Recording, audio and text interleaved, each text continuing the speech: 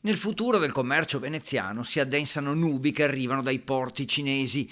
Centinaia di container pronti a salpare via mare per l'Italia e per Venezia sono bloccati al porto di Tianjin, uno dei più trafficati e dove è stato rilevato il primo caso della nuova variante Covid. Trasferimento così al porto di Shanghai, con un enorme intasamento che rischia di provocare allungamenti dei tempi e danni economici. Dal porto di Venezia va comunque detto che ufficialmente ci hanno comunicato che non ci sono conseguenze e ripercussioni per Venezia. Dal mondo degli artigiani arrivano però preoccupazioni per il futuro. Si vedevano segnali di ripresa nelle nostre imprese, ma la mancanza di materiali soprattutto e l'impossibilità di completare le consegne con la guerra hanno di nuovo rimesso il freno, diciamo, alla ripresa.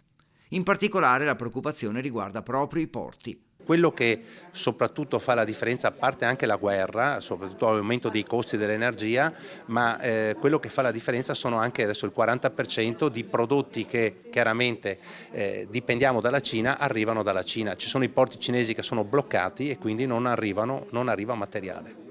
Le imprese rischiano così di dover fare i conti con una nuova strozzatura delle esportazioni cinesi. Aumenti dell'energia e mancanza di materie prime, per noi che in Italia, nel nostro territorio, soprattutto in Veneto, trasformiamo tutto in maniera molto efficace, in maniera molto artigiana, è chiaro che diventa una dipendenza veramente importante. Le imprese dunque vogliono reagire, ma si chiedono come fare, alla luce delle difficoltà sanitarie, ma anche per la guerra in Ucraina. Le prossime settimane saranno decisive.